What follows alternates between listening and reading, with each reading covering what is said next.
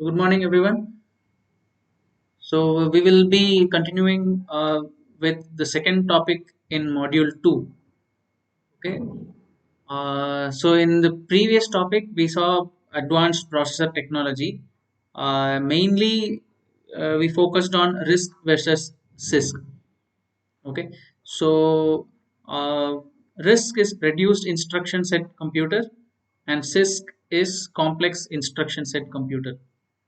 Okay, so in reduced instruction set, like in RISC processor, uh, the idea is we will have a limited set of instructions, and mostly this will be uh, uh, organized in such a way that only load and store, only these two instructions will have memory access. Okay, all the other instructions like add, subtract, multiply, all these other instructions, right, everything will work only on registers, which means that you cannot add two memory locations directly. So you will have to load it into your registers and then only add. Okay, so there is some restriction like that, and because of that, RISC architecture is also called as load store architecture. Okay, so just keep this in mind. So with this knowledge, right, so let us proceed further to the next topic, which is superscalar and vector processors. Okay, so superscalar processors, so we've seen scalar processors, right? Scalar processors are uniprocessor, like single processors, which has like a single line, single pipeline. So we also briefly saw what a pipeline is in the previous class, correct? So it's just a sequence of uh, tasks that are done. Okay, like for example, with respect to architecture, it will be fetch. So you'll fetch an instruction, and then you will decode it to know what instruction is that. And then you will execute. Okay, so if it's an add instruction, you will do the actual addition in the execute stage, and finally you will write back the result. So you'll have to put back the result to somewhere, like probably you will have to put it back into the memory or something like that. Okay, so these are the uh, this is a single pipeline or scalar processor. Now, when we talk about superscalar processor, the idea is that you will have an instruction issue degree of 2 or even up to 5. Okay, 2, 3, 4, 5. So you'll do parallel issue. So how is this possible?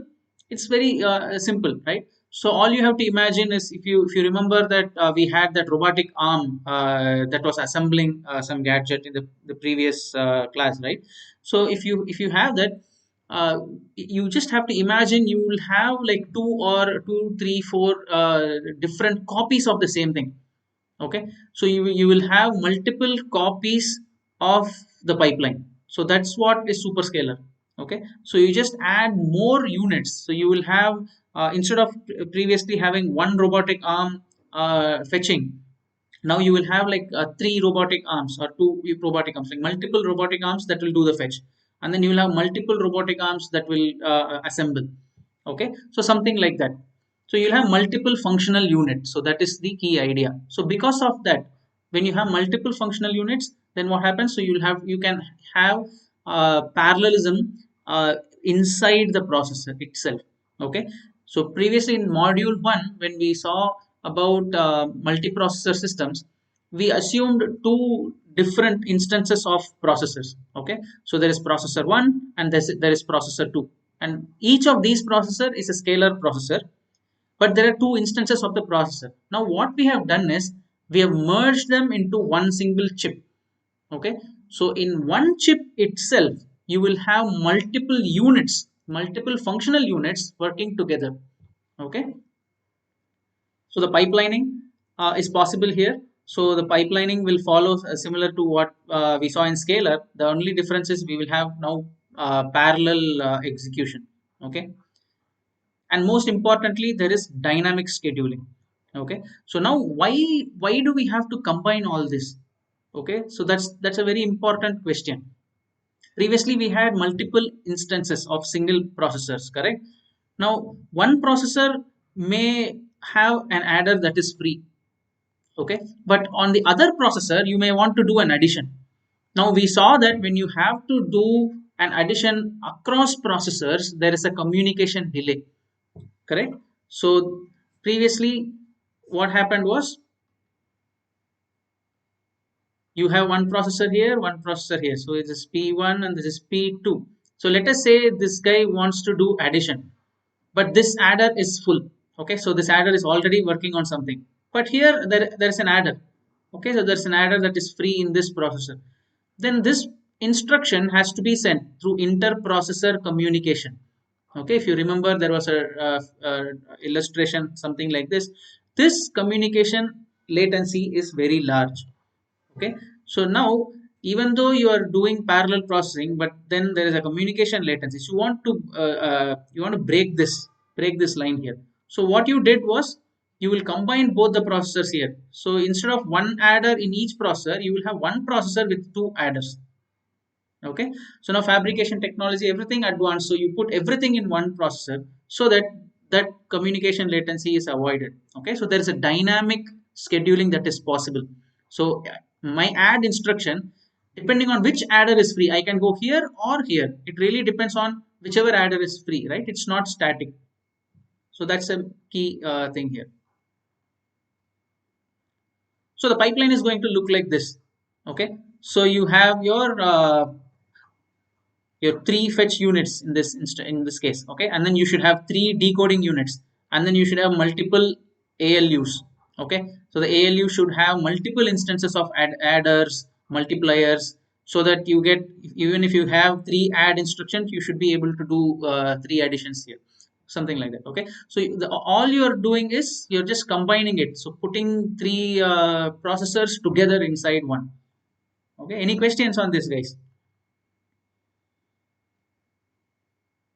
Now the degree we are talking about is this 3, right? So in this case it is 3.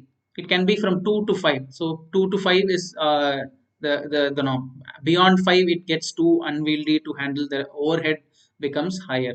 Okay, so 2 to 5 is like kind of the ideal range.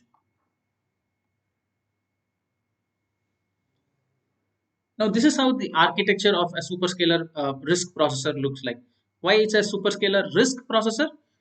It's because in RISC processor, you have the fundamental assumption. If you remember, I have told you, right? It's a load store architecture. Okay, so which means that, so RISC architecture is load store architecture. What do you mean by load store architecture? Only load instruction and store instruction can have access to your memory. All other instructions, say add, your multiply, everything else, right, shift or everything, all other instructions will work only on registers. Okay, only load store instructions will work on memory. So let us say you want to add two elements that are in memory. What should you do? So you have m1 m2. Okay, you want to add these two, so a and b you want to add and put it in c, that is also in memory. Okay, so what do you do in RISC architecture? In in CISC, you will have a dedicated instruction for this. Okay, you can add to memory location, put it in another memory locations, you have that flexibility. But in RISC you don't have, it's a limited set of instructions. So what you do is, you actually have to load a into one register and load b into one register. Okay, so act of loading means from memory to register, it's called load. Okay, and then you do the addition. So add will work only on registers. Okay, add will add to register content and store it in, I mean, and put it back in another register only.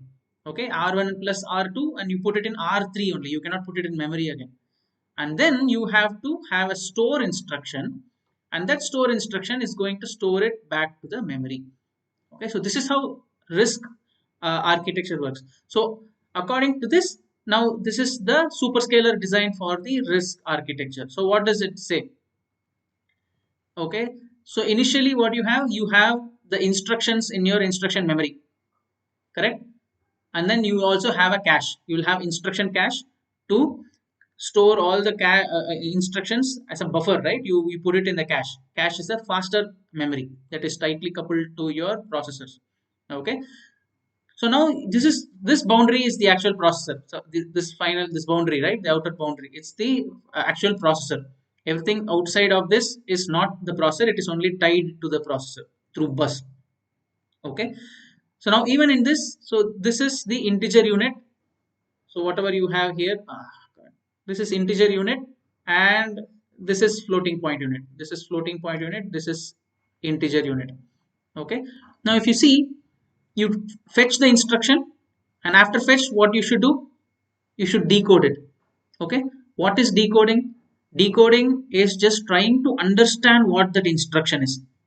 What instruction it is. I mean, you'll be fetching an instruction. Okay. You'll just blindly fetch it from memory. Okay, after fetching, somebody should say, oh, this is add instruction, correct? So now that step decoder does. Okay, keep in mind that this decoder, even though you just have one block, it's a superscalar processor. Inside you will have multiple instances of decoder depending on the degree of the superscalar processor that we are dealing with. Okay, so you will fetch those many instructions and you will decode those many instructions, and then you will send it to something called as reservation station.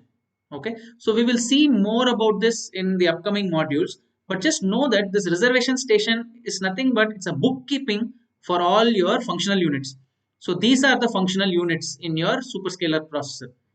Okay, so there is a branch functional unit. So this is the execution stage. In execution stage, it can do any of these things. It can be branch, it can be an ALU thing. ALU is again add, multiply, and things like that, right?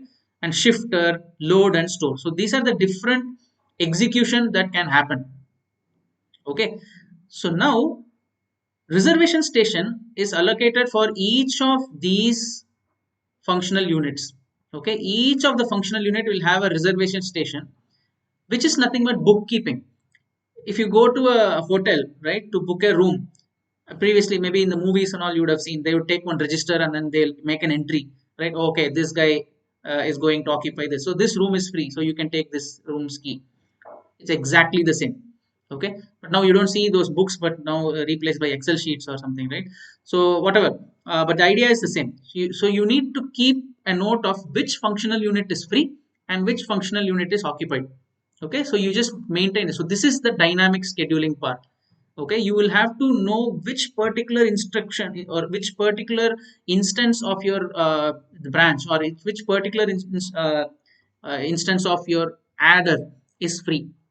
Okay, so that is maintained in these reservation stations, and then you allocate it to the execution, and once it is executed, you actually put back everything to your registers, or you will put it back to memory depending on whether if it's a load or a store.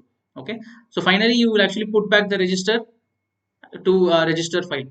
Okay, there's something here called as a reorder buffer. So again, we will see in the later module, but to give a brief summary of this, reorder buffer will again do the dynamic scheduling part. It will say it's called as out of order execution, a superscalar processor, where you can have, let us say there is an add instruction, and let us say there is a multiply instruction following add instruction.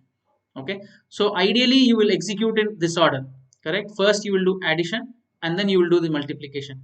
But let us say this adder is working on some registers that has dependency. Okay, so you have some kind of a dependency, but add cannot proceed. That doesn't mean multiply shouldn't proceed, right? So multiply, let us say it has its registers available, there is no dependency for multiplier, then you can first execute this, and then you can execute add. Correct, so you have to you can actually dynamically do the scheduling, but then when you commit, you have to commit it in the same order. Okay, so when you're committing the results, you have to commit it in the same order of execution. That's what your reorder buffer does. So it reorders back to the original state. Okay, so that's all about the superscalar RISC processor. Okay, and finally you have the load and store. Load and store is the only one that has access to your memory. Okay, all other instructions will write to registers only. Any questions on this, guys? You guys understood what is it? So the same thing holds for floating point. Okay, the same thing is repeated. Everything is floating. That's all. Everything else is the same. Any questions?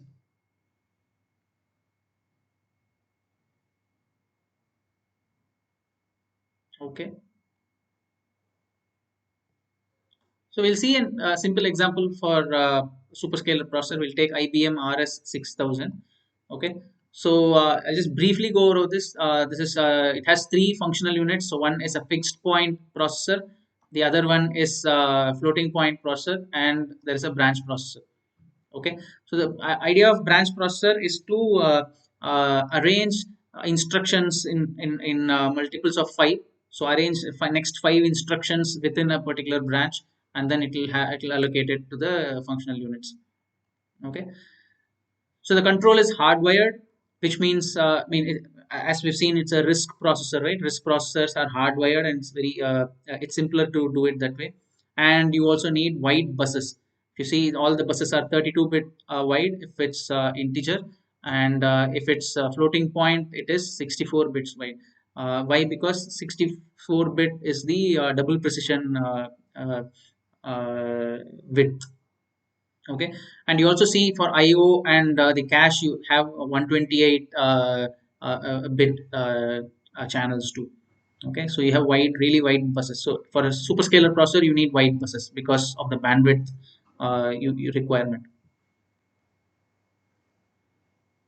Next, we move on to another parallel architecture design. It's called as VLIW.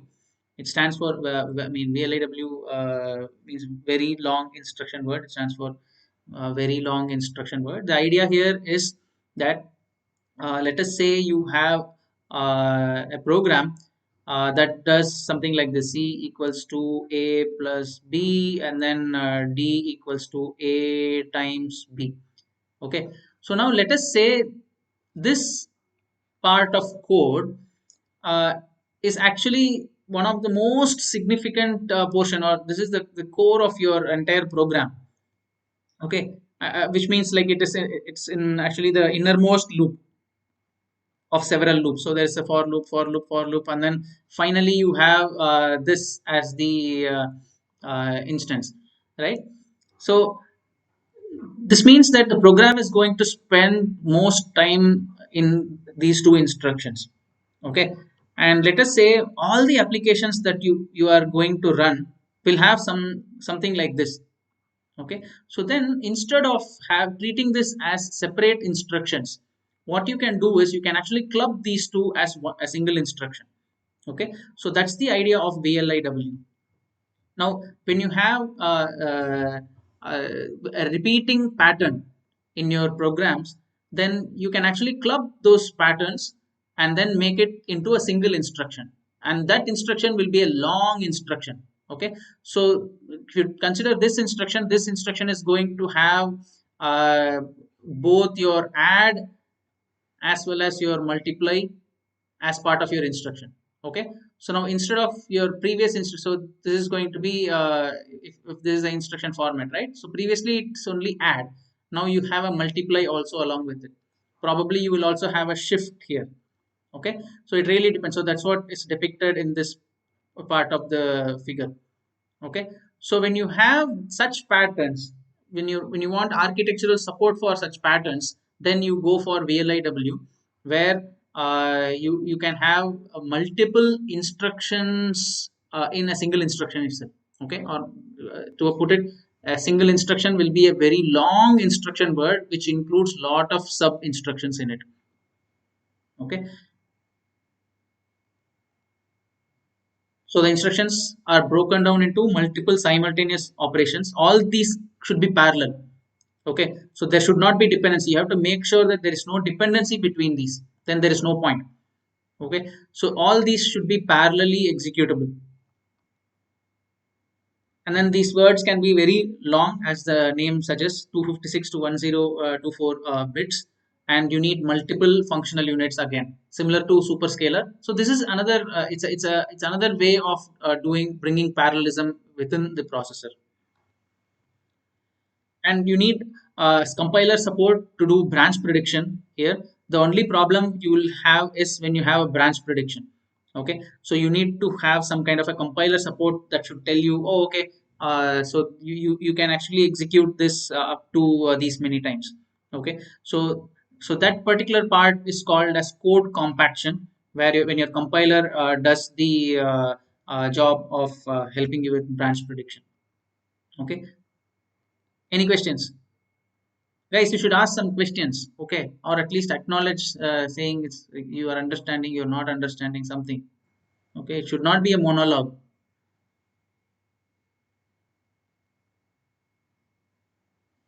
Okay, to give you a summary of VLIW and superscalar, so both, the idea is in both the cases you are trying to bring in parallelism within a processor.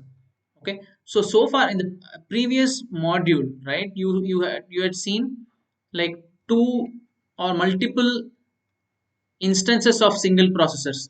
Okay, so this is we called it processing elements, right? So processing element 1, processing element 2, 3, and then 4.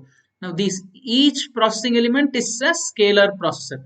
But now since the technology has advanced, right, you don't want to have, and then there is also a communication latency when you want to do inter-processor communication. What you wanted to do was build bigger processors. You make bigger processor, and then you are going to bring in all the, you put all the functional units together here. Okay, now you will have extra units to control this and then take care of it dynamically. And how you are going to do it is what will define whether it's going to fall under this VLIW or superscalar category. Okay, so decoding, if you take decoding as a feature, so decoding is easier in VLIW. Why? Because in VLIW, it's, you actually fix the pattern, correct?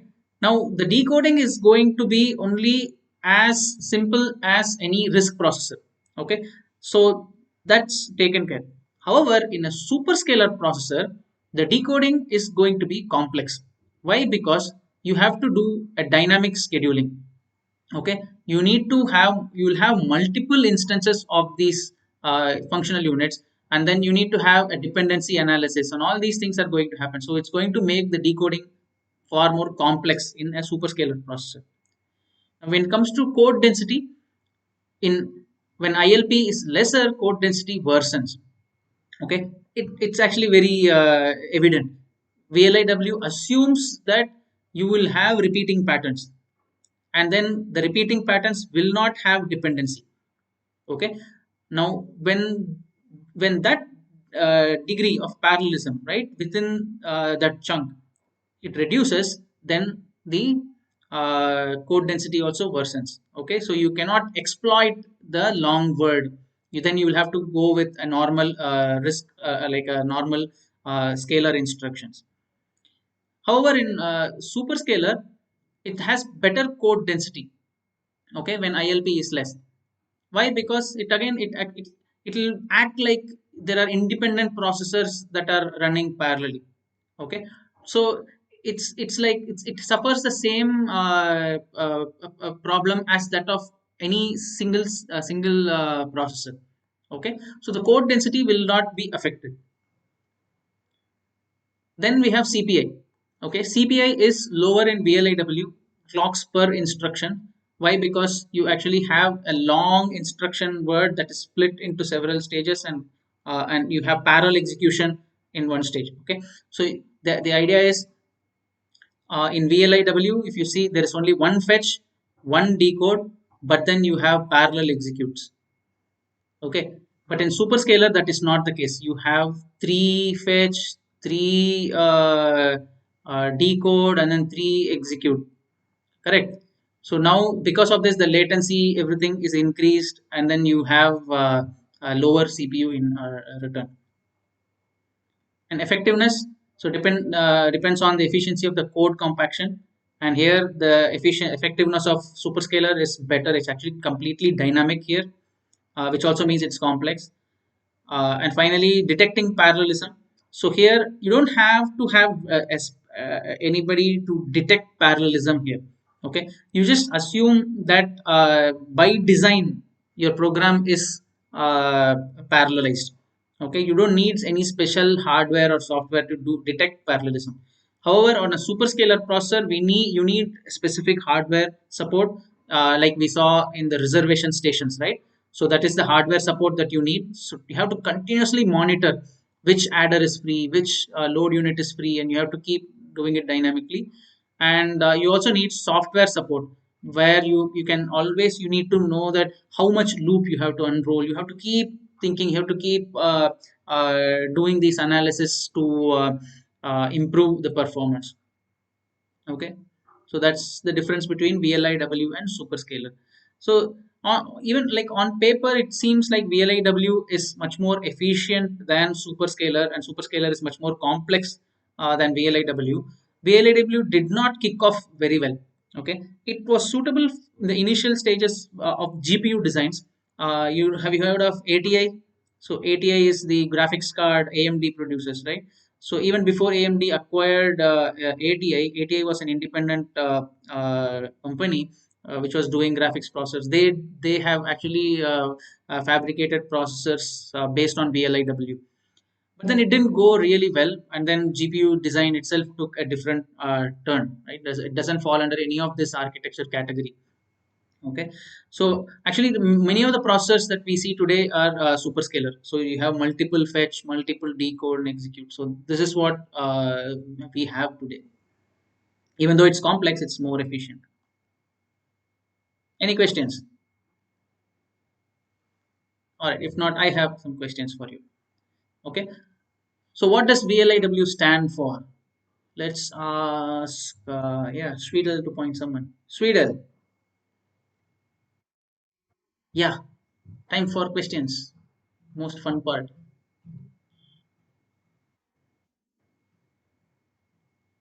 Can you point to someone?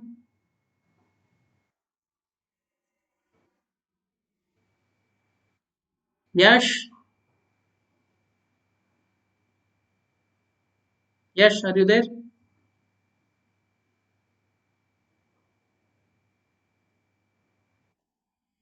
Yeah. Can you please try to answer this?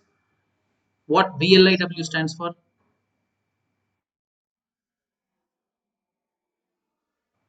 D, yeah? Are you sure?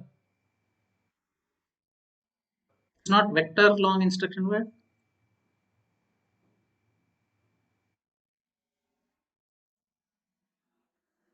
Okay, it's B. I don't want to confuse you. Sorry about that. It's very long instruction word only. Okay. So B is right. Correct. Thank you. Now point to someone. Sandeep.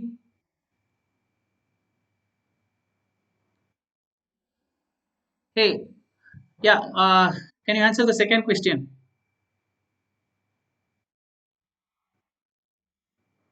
Decoding is simpler in this architecture in VLIW. Good. Very good. Why is that?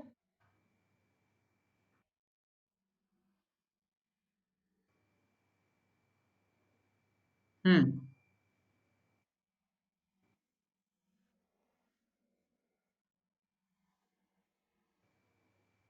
Right. So there is no, so the instruction clearly says what it does. Okay. So there's no dynamic aspect to VLIW. So the decoding is very simple. Okay. Correct. Very good. Hey, I'm glad, guys. Thanks. Thank you. Thanks, Sandeep. Thanks, Yash. All right. So we just move on now. Next is vector processors. Okay. Now there is VLIW, we have superscalar, and there is also something called as vector processors. Vector processors are, again, it's what to say, they are they actually are either independent, or they can act in as a, what to say, as a complement to scalar processors. Okay, the only I think we briefly saw this in your first module. The vector processor is, it's very very similar to your normal scalar processor, but the only thing is the registers that you are using, or the data you are using, is not a scalar data, it's a vector data, that's all. Everything else is the same. Okay, so in scalar processor probably you would be doing this a equals to b plus c, but in vector process you'll be doing a of I equals b of I plus c of I. Okay, for I equals to 1 to say 100 or something, right? Now, in a scalar processor, probably you need this for loop. This for loop is going to take 100 iterations to do this addition. correct? But in a vector processor, that is not the case. All you have is there is one vector a, I mean sorry, one vector b, and then there is another vector c. Okay, and then what you will do is the instruction is just going to say a equals to b plus c in a vector processor, but the effect is you will be adding two vectors. Okay, you will be adding these two vectors and automatically be putting into this. So which means you need many functional units. That's all. If you have 100 adders, you don't need 100 different processors. Okay, processor is still same, one processor, but in one processor if you have 100 adders alone, then you will have additions that can be done in one step, correct? So that's the idea of your vector process. So now there is there are two things here. So one is it could be like a memory to memory vector processor or a register to register vector processor. So as the name implies, right, memory to memory vector processor is going to read two memory locations, m1 m2. Okay, and then this memory location is not one location, but then it is a vector, a location for a vector. Okay, so like we saw earlier, like a equals to b plus c. When you say this, b is actually a memory location, isn't it? And c is also a memory location. So b is a memory location, it points to the first element in the array b, correct? And then it's similarly for your c. So when you are able to directly add b and c and put it in a, which is again another memory location, then it becomes a memory to memory vector processor. On the other hand, if it's a risk like processor, then you may not be able to do this. On the other hand, what you should do, you will actually have registers. So from memory you have to load it to registers, and this register is going to be a vector register. So when you say vector register r1, R1 will have 100 elements here. Okay, so it's not register 1 here. In this case, it's not just one, it need not hold only one element. Okay, it may hold more than one. It's a vector register. Okay, so that's all, that's what you have in register to register vector processor. And so similarly, the instructions are shorter here because you just have the number of registers will be smaller. In memory to memory, the instructions will be longer because memory location, the number of bits to address the memory location is going to be larger. Okay, so that's the main difference here.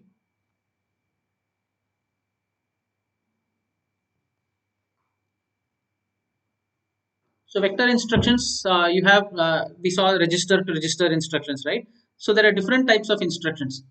Okay, so one is vector, and then this O is nothing but an operation. Okay, this operation can be add, it can be multiply, divide, or not divide, like it could be, it can be divide also. Yeah. So whatever, right? So this is going to be a vector, and there's going to be an operation with another vector. We saw an example, right? It's going to be, let us say this is v1 and this is v2. There is going to be an add operation or something. What will be the result? The result will be another vector in this case, correct? You add two vectors, what you get is another vector. Okay, so that is called as a binary vector operation. Okay, so you add or you do some operation over two vectors and you get a vector as a result. There is also something called as a scaling. Scaling will have a scalar data operate on a vector. Okay, so let's take an example, right? So I think it's you take an example of a vector. Okay, so this is a of I. Okay, now what you can do is you can just multiply it with a scalar s. Then what will happen? Let us say your result is going to be b of I. Okay, is it going to be a scalar or a vector? First of all, when you actually, let us say you multiply uh, a scalar quantity to a vector, the output is still a vector. Okay, so what you will have is, so let us say this will be s times a of 1, this is s times a of 2, and so on. Okay, s times a of 1, s times a of 2, and so on. Okay, so that is going to be your b, and that is going to be another vector. So a scalar operation on a vector is going to give you another vector, and that is called as scaling. Okay. All right. So now next one, binary reduction. Okay. So here you have a vector operation on another vector, but your output will be a scalar. Okay. Now I want somebody to give me an example on this. Sandeep, can you call out someone who you think can answer this?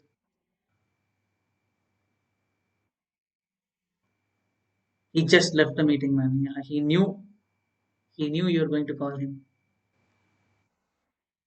Varun,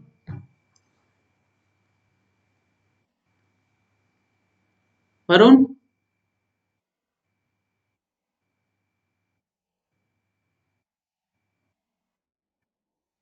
hey, make it fast. Varun, come on, unmute.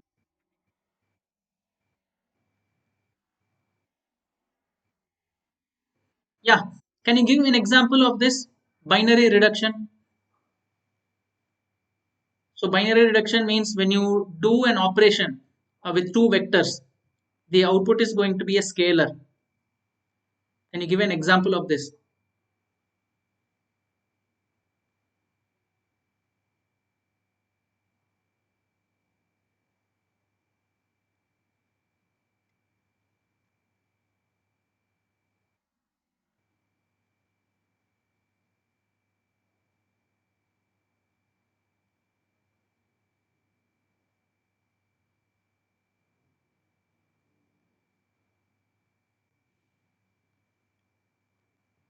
Yeah, Varun, we are waiting.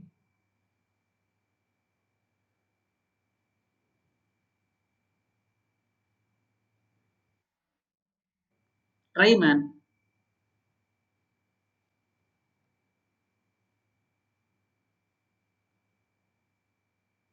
Try or ask your friend. Ask one of your friends who can help you, whom you think can answer this. If you have listened or if you've studied your module one, I think it will be easy for you to answer. Yeah, call out someone who can help. Varun, come on, make it fast.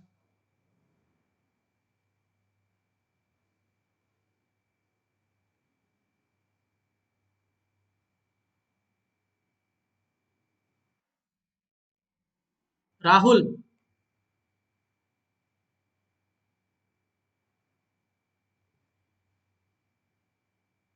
Rahul, Rahul, which Rahul?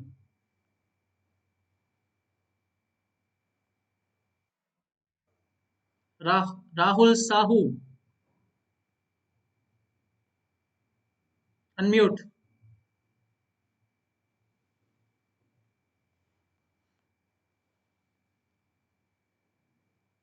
Guys, come on, make it fast.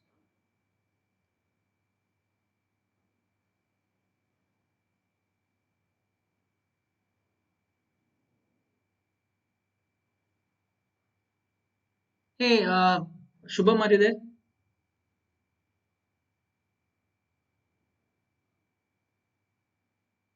Shubham. Hey, Rahul, yes. Yeah, please answer this, no? Like uh, binary reduction. You want to do an operation on a vector, I mean, on two vectors, but the output should be a scalar. Something like this, right? So you have a of I, right? Okay, a is a vector, okay, and then you have a b that is also another vector. But when you do some operation here, the output is going to be a scalar.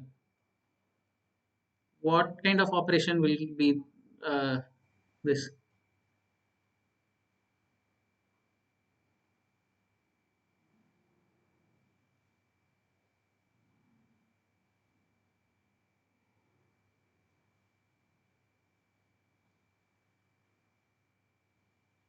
Hey, Sweden, can you point to someone whom you think can answer this, or you can try if you want to.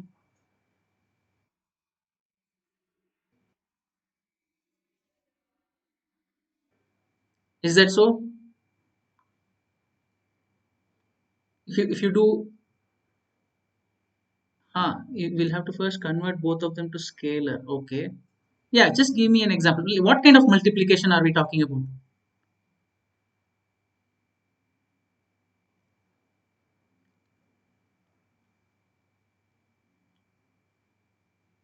Ha, good. Somebody said Shiva Prasad. Good, that's great. A dot product, right? So it's a vector multiplication. You're right. Like Swedel, you're halfway right. So, but the multiplication has to be a vector multiplication. Okay, it's not a scalar. It's not like one to one, meaning like a of I times b of I, and then I mean that's not the case. Okay, but if you do a vector multiplication or hey, who's that? Shiva Prasad had mentioned, right? You have to find the dot product. So once you find the dot product, it's going to be, so you're going to do this, right? So you're going to do a matrix multiplication. So that's the vector multiplication or dot product here. So when you do that, the output is going to be a scalar. So that's called as a reduction. Why? Because your vectors is now reduced. Vectors are reduced to a scalar. Okay, great, nice. Okay, next is a vector load, which is like loading a vector from memory location to a register. And similarly, you have a store. Store will store from a vector register back to memory. And there's something called as a unary vector. Okay, so you do an operation on a vector, but you get another vector. Okay, there's no two vectors here, it's a unary operator. So now can someone tell me, give me an example of this? Hey Swedel, yeah, can you point to someone?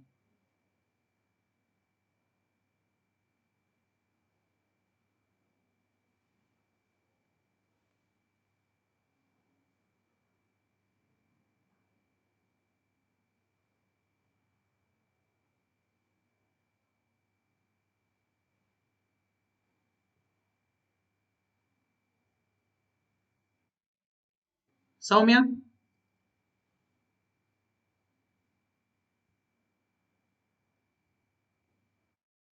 Hey Soumya, can you give an example of unary vector operation?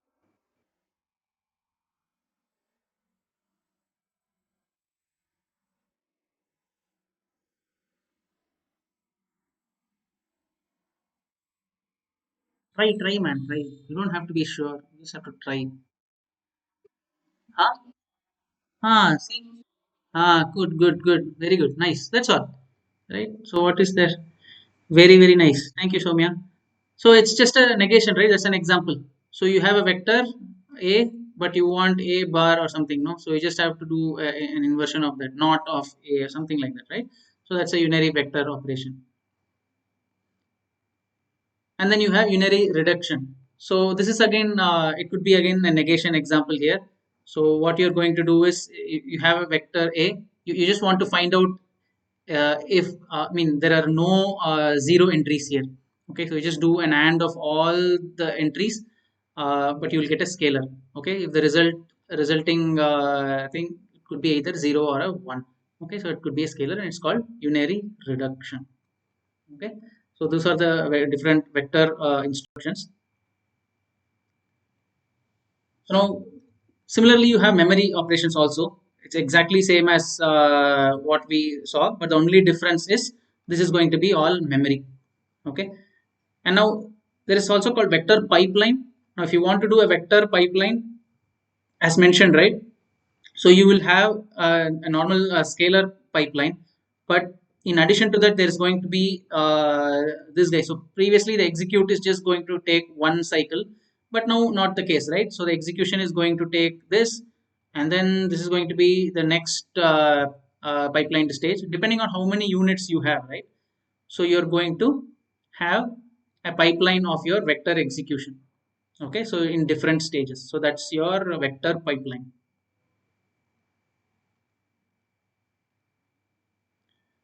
Finally, we come to something called as symbolic processors. So these symbolic processors, some examples include the Prolog processor, Lisp processor, probably Lisp you would have heard of. So these are mainly used for string operations, and also make a logic or logic out of the string expressions. So like you have logic, I mean symbolic tests, objects, scripts, and semantic network, and all these things, right? So mainly used for AI and things like that. So the main operations of this processor will include search, compare, and logic inference, pattern matching, okay, and yeah, unification, filtering, and all these. So mostly these are all like string related operations. So this is like an exhaustive thing of list of things that these processors are capable of, and this is like the architecture for that. Okay, so it's going to have like an operand selection similar to our scalar processor, but the only thing is this is specifically designed for string. Okay, so this is this is an architecture of Lisp processor. So yeah, I think with this we come to the end of this topic. So we'll conclude with another quiz question. So which of the following is not a vector register model? Okay, so let's find out. Hey Soumya, can you please point to someone? Hey Sindhu, Sindhu J or Sindhu R?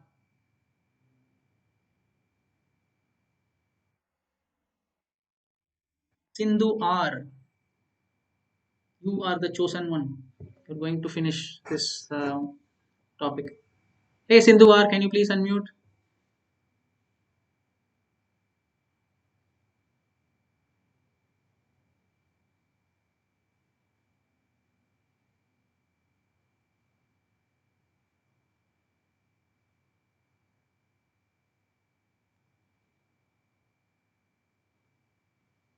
Sindhu, are you there?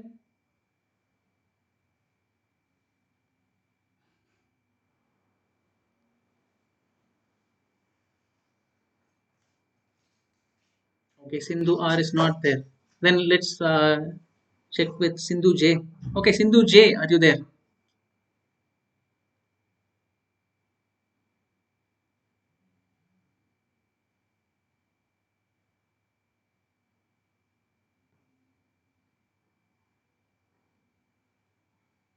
Come on, guys, come on. Can you guys hear me?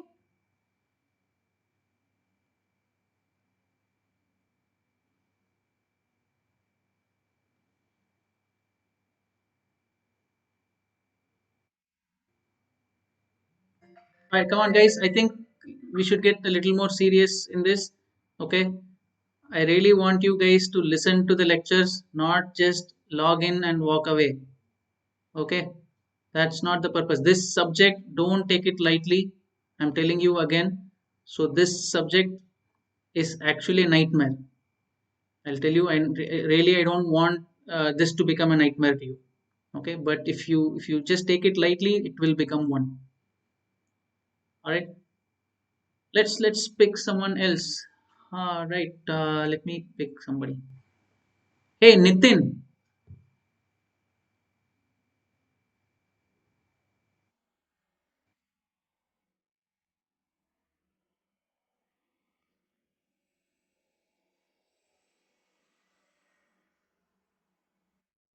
Yeah, can you please try to answer this?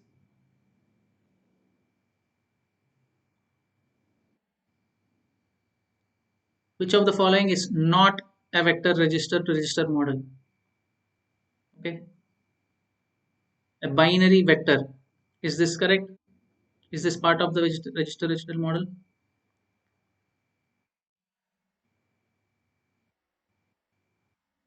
It's not.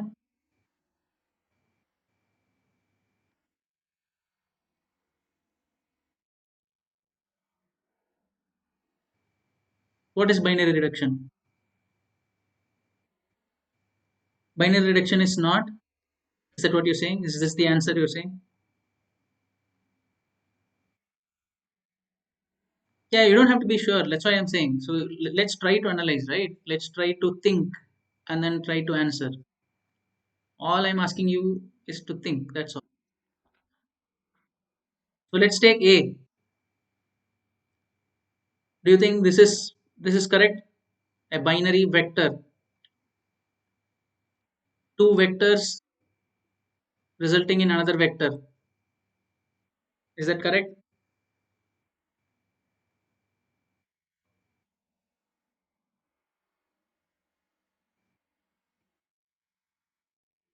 It's not correct. Why is it not correct?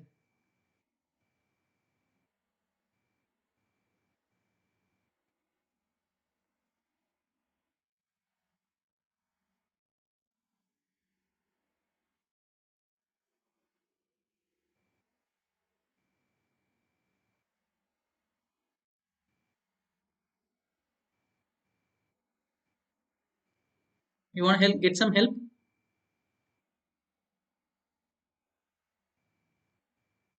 Yeah, please.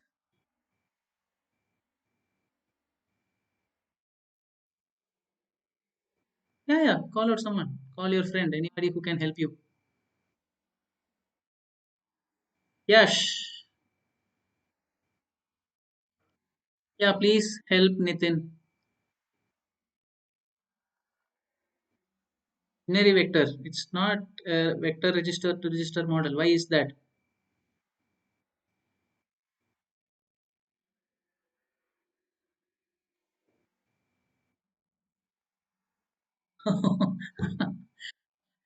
Okay, you're saying there are two registers and here there's only one register. That's why, is it?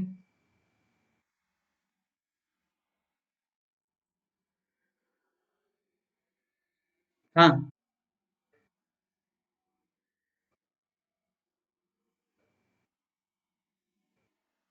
Okay. All right. Let me do one thing. Okay. So just hold on. We just go back to this slide here. Okay. Okay. Just take a look at this. Okay. If you want, you can take a screenshot. You can analyze it. Okay. I'll give you about 30 seconds to stare at this.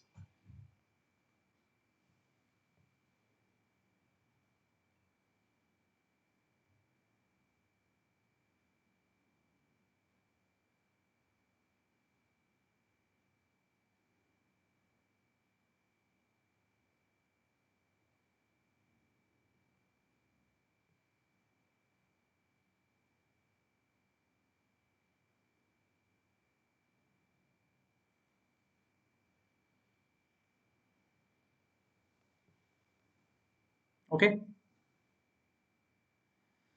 Guys, ready now?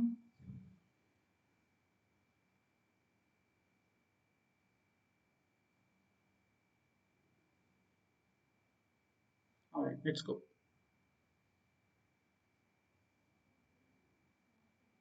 All right. Back to question. Yes. If you want, you can get some help too.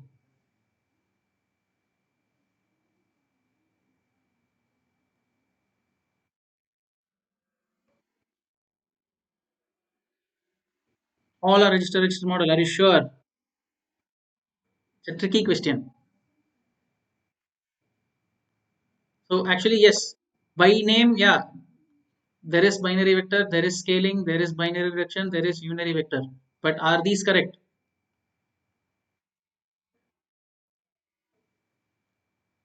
Ah, second one is wrong. Who said that?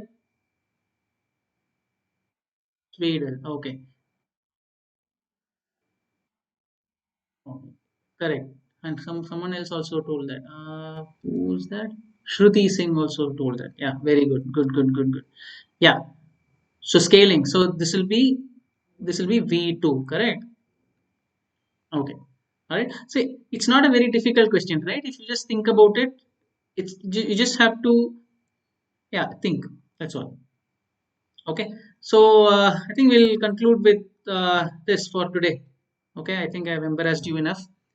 Uh, but I hope you really learned something out of this. Okay. So with this, I'll stop. You can give your attendance and I'll stop recording as well.